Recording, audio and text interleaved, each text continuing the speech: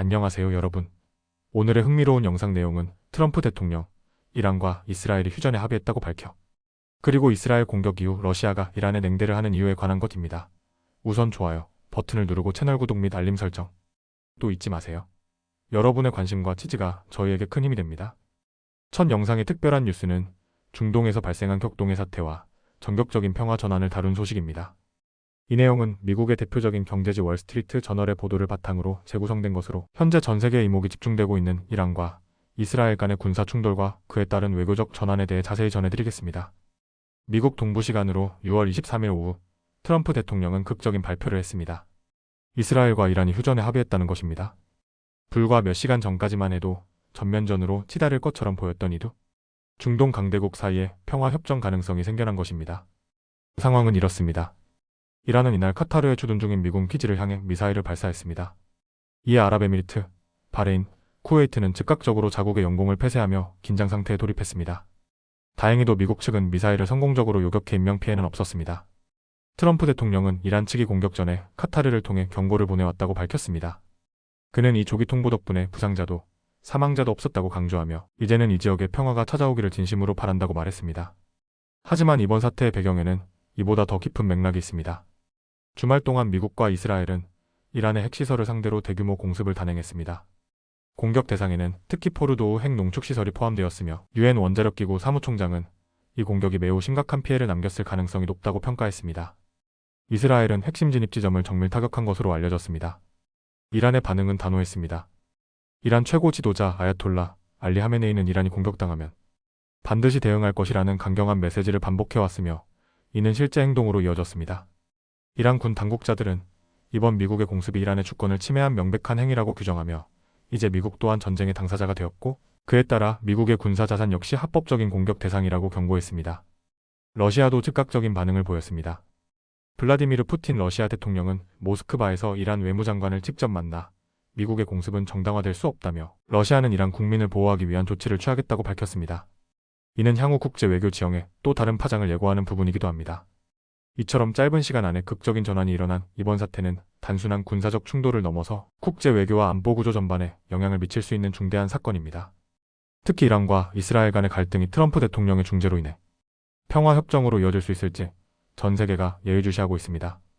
다음 영상에서 전해드릴 소식은 중동과 유라시아를 둘러싼 복잡한 외교의 흐름과 이란이 기대했던 러시아의 군사 지원이 어떻게 실망으로 돌아갔는지에 대한 이야기입니다. 이 내용은 미국의 권위 있는 경제지 월스트리트 저널의 보도를 바탕으로 재구성한 것으로 중동 전선과 러시아의 외교 전략을 함께 살펴볼 수 있는 중요한 국제 뉴스입니다. 먼저 배경부터 보겠습니다. 올해 초 블라디미르 푸틴 러시아 대통령은 크렘린궁에서 이란 대통령과 함께 전략적 파트너십 협정에 서명했습니다. 이 협정은 지난 10여 년간 두 나라가 공동으로 미국 중심의 국제 질서에 맞서 싸워왔다는 점을 기념하고 향후 협력 강화를 약속하는 자리였습니다. 하지만 이 협정은 이란이 이스라엘과 미국의 공습을 받는 지금 아무런 실질적인 도움이 되지 않고 있습니다. 이스라엘과 미국은 최근 이란의 핵 프로그램과 군 지도부를 겨냥한 공습을 이어갔고 특히 미국은 벙커버스터 폭탄까지 동원하며 직접 공습에 참여했습니다. 이란으로서는 당연히 전략적 파트너인 러시아의 지원을 기대할 수밖에 없는 상황이었지만 모스크바는 수사적인 지지 외에는 어떠한 군사 지원도 제공하지 않고 있습니다. 푸틴 대통령은 이번 주 월요일 모스크바에서 이란의 외교 특사인 아바스 아라그치와 회담을 가졌습니다. 이 자리에서 푸틴 대통령은 미국의 공습은 정당화될 수 없고 러시아는 이란 국민을 돕고자 한다고 말했지만 정작 군사적 조치에 대해서는 단 한마디도 언급하지 않았습니다. 대신 푸틴 대통령은 이번 회담은 사태를 어떻게 해결할 수 있을지 함께 고민해보는 기회가 될 것이라며 갈등의 확산을 피하려는 입장을 분명히 했습니다. 이러한 러시아의 태도는 사실 처음 있는 일이 아닙니다. 아르메니아, 시리아 등 다른 동맹국들도 위기 상황에서 러시아로부터 실질적인 지원을 받지 못한 사례가 반복되어 왔습니다. 특히 아르메니아는 지난 몇 년 동안 아제르바이잔과의 분쟁에서 러시아의 도움을 받지 못한 끝에 전통적 동맹인 모스크바에서 등을 돌리고 미국과의 협력으로 외교 노선을 전환한 바 있습니다. 이란 또한 그런 실망의 전철을 밟고 있습니다. 최근 이란은 러시아의 자국의 핵 에너지 기반 시설 복구와 방공 시스템 교체를 요청했지만 푸틴 대통령은 이란이 새 장비를 요청한 적이 없다며 무심하게 답변했습니다. 그는 심지어 사실 말할 게 없다고까지 말해 러시아가 전혀 움직일 생각이 없다는 점을 분명히 했습니다.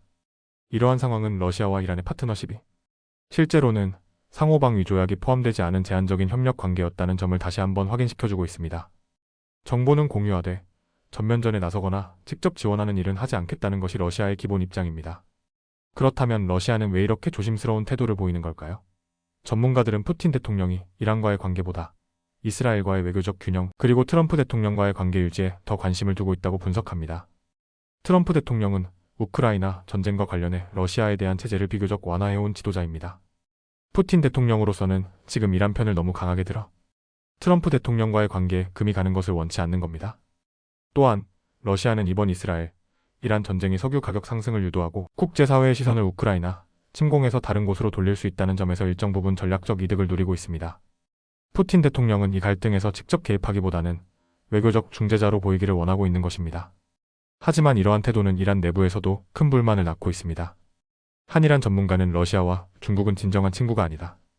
이들은 이란의 고립을 이용해 값싼 자원을 얻고 이류 무기를 비싸게 팔며 때로는 약속한 장비조차 주지 않는다고 말했습니다. 결국 이번 사태는 러시아가 동맹이라고 부르는 국가들에게 실제로는 얼마나 제한적인 지원만을 제공하는지를 보여주는 사례입니다. 정치학자 안드레이 코르투노프는 5개월 전 전략적 협정을 맺은 나라가 대규모 공습을 당하는 상황에서 러시아는 정치적 발언 외에는 아무것도 하지 않았다고 지적하며 지금의 모스크바는 선언 이상의 행동을 취할 준비가 되어 있지 않다는 점을 분명히 했습니다. 이상으로 전해드린 내용은 단순히 이란, 이스라엘 간의 군사 충돌을 넘어 러시아의 외교 전략과 중동 내 힘의 균형이 어떻게 흔들리고 있는지를 보여주는 중요한 국제 뉴스였습니다. 앞으로 이란이 러시아와 계속해서 손을 잡을지 아니면 새로운 외교적 대안을 모색하게 될지 관심 있게 지켜봐야 할 시점입니다. 오늘은 여기까지입니다. 다음 영상에서 더 유익하고 흥미로운 내용으로 찾아뵙겠습니다. 이 영상은 투자 의견이 아닙니다. 매우 감사합니다.